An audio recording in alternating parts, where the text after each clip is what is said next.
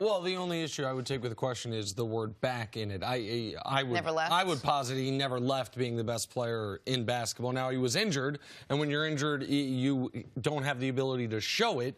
But yeah, LeBron, for the better part of 14 straight years now, has been the best player in the league, and someone's going to have to snatch that from him.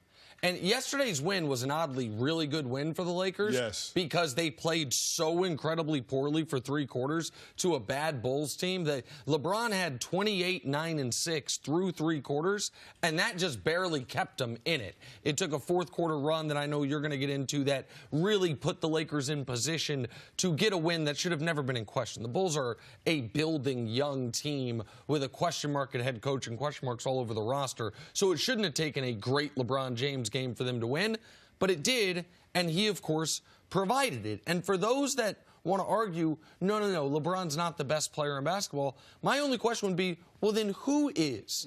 Kevin Durant is out for the season. He was on his way to taking what he feels is his rightful place, and it's not his fault, but unfortunately his Achilles snapped on him, and so we can't see him outside of that Golden State ecosystem for another full year. Kawhi is already load managing, and he's doing it again tonight. That'll be 25% of the season. Kawhi Leonard just said, nah, don't need to play. Just like last year, 25% of the season. He said, nah, don't need to play. The closest competition, to my eye, is Giannis. And Giannis was the one who last year looked like he was going to take it, winning league MVP. Team had the best record. But if you're going to be considered the best player in the NBA, you don't have to have won a championship, but you have to have gone on at least one epic playoff run. Giannis missed that opportunity last year, so it's going to be hard for him, even though he's the guy I think will eventually take the crown from LeBron. It's going to be hard for him to win over the public until he goes on like LeBron did in 07, a playoff run that was unlike anything we'd seen in recent history, even though it didn't win in a title. So, yeah, he's the best player in the league. And if you watch a game like last night, Kenny, he's controlling every aspect of the game on both ends like the best player in the league is supposed to. No, he was controlling every aspect of the game. You see him on offense. He's controlling the tempo. It looks like a functional offense when he's out there handling the ball. Now, I know a lot of people have concerns about him being so ball dominant and the Lakers needing him to do that. But when you have Anthony Davis playing the way that he's playing and then the guys on the bench playing the way that they were playing, especially last night and late in that third quarter and into that fourth quarter, that to me was probably the most impressive part about the win. I mean, you're talking about this team being down by as many as 19 in the third quarter, cut it to 13 at the end of the third quarter, go on a 14-0 run at the beginning of the fourth quarter, which was led by Kyle Kuzma and Quinn Cook. And you look at that team being able to do that, those guys coming off the bench, Kyle Kuzma coming off the ankle injury, they wanted to restrict his minutes last night, but when you looked at the bench and saw LeBron James and Anthony Davis reacting to him, you could see that they were excited about it because they know how important Kyle Kuzma is going to be to this team if they're going to accomplish their ultimate goal. Now, the only question remains is, can they do it against better competition when you're managing LeBron James and Anthony Davis's minutes? Now, Anthony Davis was on the bench for a completely different reason. He got into a little bit of foul trouble last night.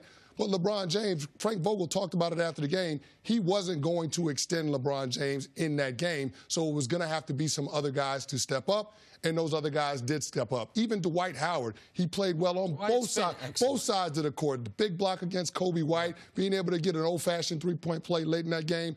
Alex Caruso, he had another great play. He got the steal on Zach LaVine, ended up getting the old-fashioned three-point play. So I look at those guys and those types of contributions. That's what it's going to take for the Lakers to accomplish their ultimate goal, which is winning a title. You know, Nick, the reason I think that you're in the minority in thinking LeBron never left as being the best player in the NBA is because I'm not sure LeBron even fully believes that. He came out of the gate, I mean, obviously rested from having all of last year to rest in the postseason and whatnot, but almost as if he had something to prove. I want to come out strong. I want to get my teammates involved. I want to lead the league in assists. I want triple-doubles.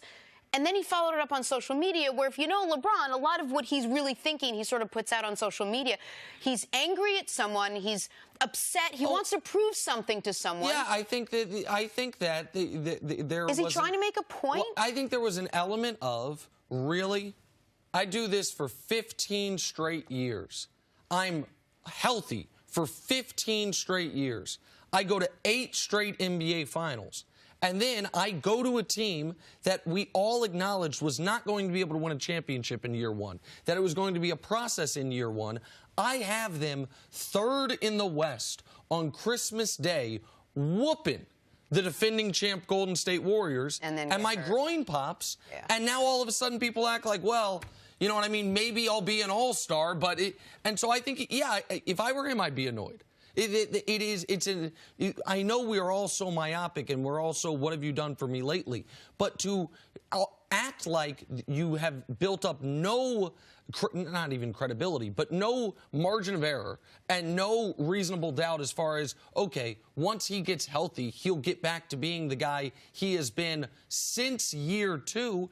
Yeah, I'd be angry if I were him. I'd be irritated if I were him. And so I don't think he is out there gunning for triple doubles. I think he knows the way to remind everyone is not only the individual stat sheet, but you look at the NBA standings today.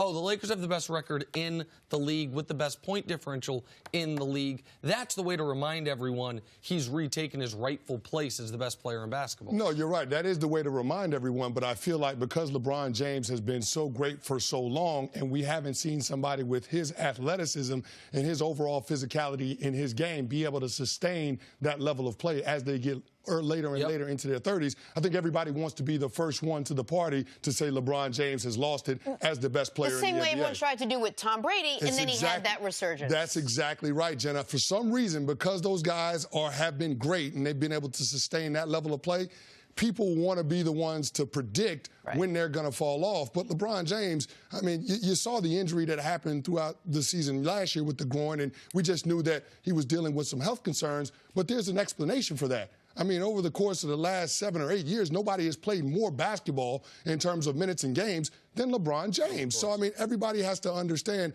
at some point that takes a toll, but it's whether or not LeBron James can recover and get back to that level of play. And I think he's showing that. Granted, it's a small sample size, but he's showing us that early this season. If there were, and if people can act like they can try to change the question or they can try to act like this isn't the obvious point.